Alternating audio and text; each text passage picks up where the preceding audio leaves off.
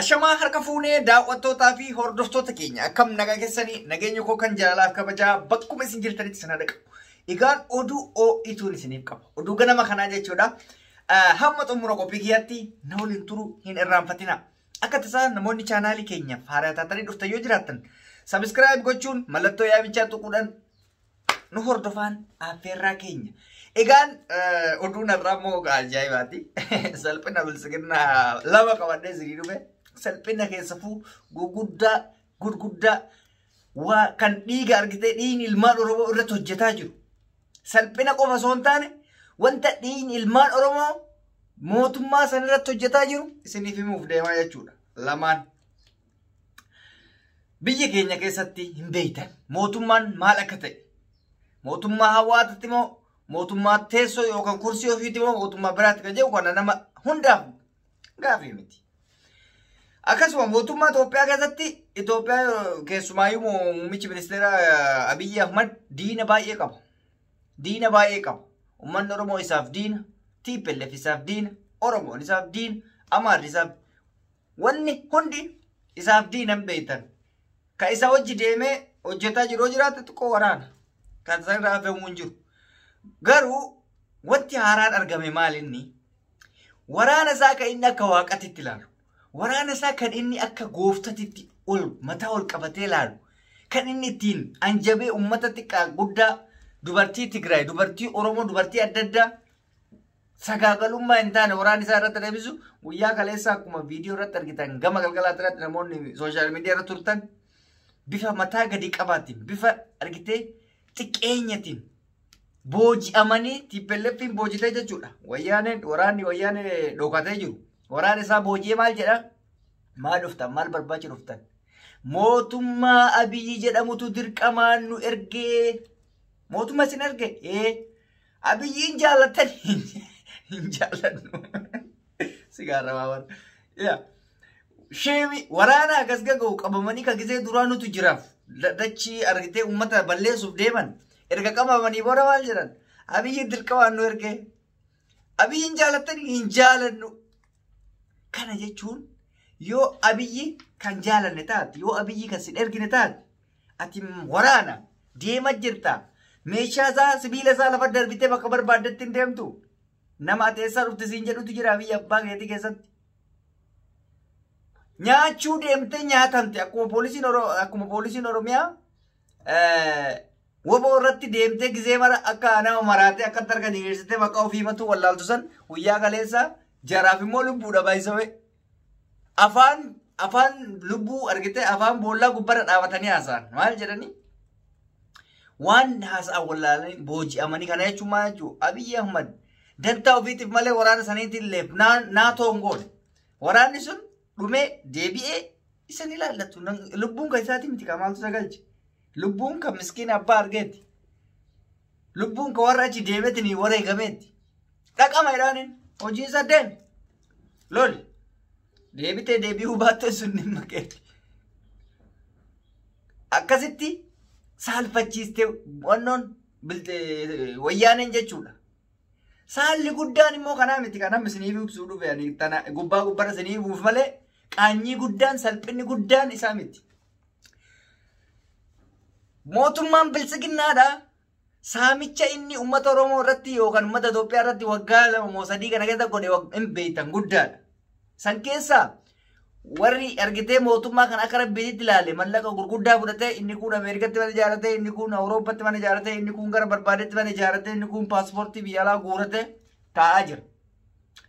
Guyyaa kaleessaa yoo rabbi siif ooluu heddu bilisiginna yoo rabbi sii kuffisuu heddu yoo rabbi saalfachiisuu heddu hiriira wayyaamtee birmadummaa biyya keenyaa keessa namni takka galuu hin qabu jettee alaabaa Ameerikaadhaa gubde. Birmadummaa sanuun sadarkaa miidiyaatitti beeksi. Sadarkaa miidiyaatitti. Birmadummaa biyya keenyaa keessa biyyi takka hin galtu jettee imbaasii fuulduratti imbaasii Ameerikaa fuulduratti alaabaa gubde. Joo Baayiden mootummaan pirezidaantiin Ameerikaa yeroo ammaa kun yooma san miseejiin kun bira ga'ee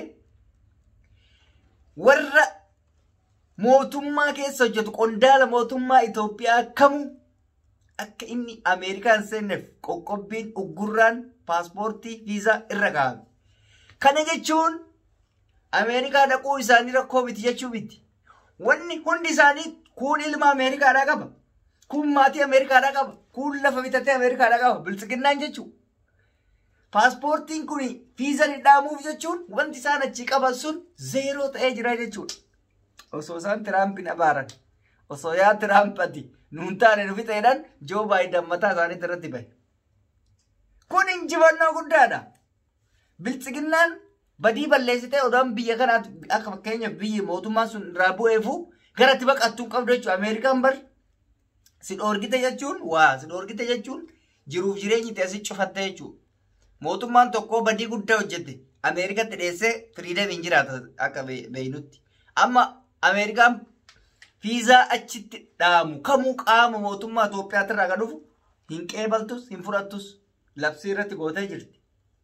Isaan maaltu isaan foolee biyya hagana ga'u kana alaabaa biyya takka ibiddaan guban. Kana jechuun dhiiga ilmaan Oromootu isaan foffoolaa jira. Dhiiga ilmaan Oromootu akkana isaan godhaa jira. Ganaa kana caalaa arguuf deemnaa jechuudha. Fiizan Ameerikaa irraa citee ganaa fiizan biyya maraa irraa citee kana deemtuudhaaf diyyarri biltsiginnaadhaa tun. Bar waan dassi jedhuun keessaa Joo Baayiden uummata irratti osoo hin taane hojjettoota mootummaa yookaan qondaala mootummaa Itoophiyaa irratti fiizan akka gara achitti seenamne kaaye.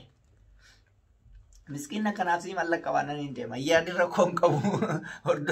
Hordoftoonni kiyya yoo Ameerikaa deemu barbaadan isin qondaala mootummaatti yoo hin ta'in hin deemtan. Yaadina inni kakaa'e foolattoota dhiiga ilmaan namaa xuuxaa jirtu kana. Irdaataan gurguddaan achirraa ergamu akka cituuf labsii godhee jirarra. Liqiin baankiin addunyaa Itoophiyaa dhigeessitu akka irraa citu labsee jira. Ofii foolatan kaa. Biyyattii isa illee kuffisuuf deemti. Yaadu ture osoo jennu dhaaba san qofa osoo hin taane biyya san lafaan dhahaa akka jirantu irratti mul'ata. Biyyuma Itoophiyaa jedhamtu tana kuffisaa jiran. Diinagdeen isii akka malee akka qaala'u taasisaa jiran. Kursiidha jecha kana hunda teessoo kursii argitee aangoo qabattee har'a teettee abiyyatti mootummaadha jedhamtuuf qofa biyya san yoo xiqqeessite sirrii miti. Biyya silaa guddinaaf hin deemti jedhee namni yaadu ati gaafa siin aangoo keetiif jecha kaan qaraxaan kaan kotorbaan diyettee qabeenya irraa saamuudhaan yoo xarabaan jalaa dhoofte eessa deemti biyyi tun eessa guddatti. Nullee warri biyya alaa jiru kun gatii hin qabnu jechuudha. Dalagannee dhiifnee sharafni kee faayidaa waan qabaanne nuu biyya alaatitti akkanumaan gubannaa jechuudha. Mootummaan tokko biyya hin jijjiiru taanaan wanta atis gubattuuf hin jiru bar jechuudha. Biyya ormaa bar jireenya nuun ta'u wanuma gallaa bar turullee.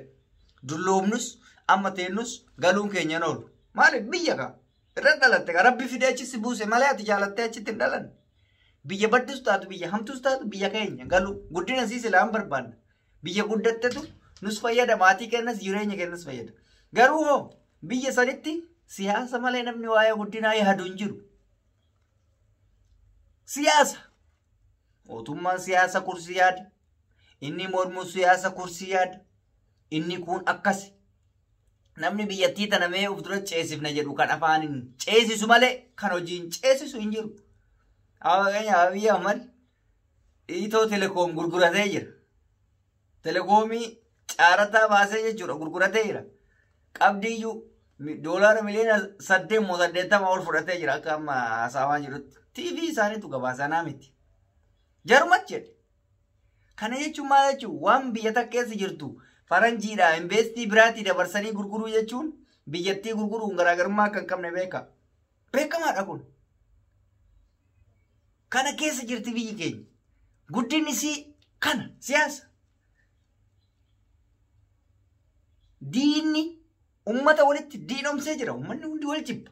Amaaraaf Oromoo waliin jaalattu. Tigreef Oromoo waliin jaalattu. Tigreef Amaarri waliin jaalattu. Sabaaf sablammiin kun akka bineensa wal gaarrifata. Biyya takka qabna jechuun hin danda'amu iyyuu maaliif akkatti wal gaarrifataa namni akkamitti biyya takka hin qabna jedha mare. Jaalalli yoo jiraate biyya tokko keessatti hojii jireenyi bal'ata. Kana hunda kan fide waa'ee siyaasati jechuudha. Kanaaf rabbi rakkoo tana keessaa nu haa baasu biyya guddattitti rabbi nu haa galchu. Kaawwanni biraa wanni jennu hin jiru. Namuu aangoo ofiitiif jecha dantaa ofiitiif jecha waan hunda gurgurataa jira. Kana kaa rabbiin jalaa nu haa baasu jennee dubbannaa. Egaan daawwattootaa fi hordoftoota keenya qophii keenya xumurree jirra. isinitti dheeressuun hin barbaachisu. Qophii biraatiin yookaan odeeffannoo sagantaa biraatiin kan walitti deebinu ta'a. Reedii Adam Tube YouTube kiyya faaraa yoo taatan subscribe gochuun maatii kiyya ta'a. Dhuma irratti laayikii gochuus hin irraanfatinaa. Yoo isin hin taanes rakkina hin qabu. Garagalchuunis hin danda'ama. Kanaaf akka gadi hin garagalchine abdii qaba. Akkanuma akkanaa gootan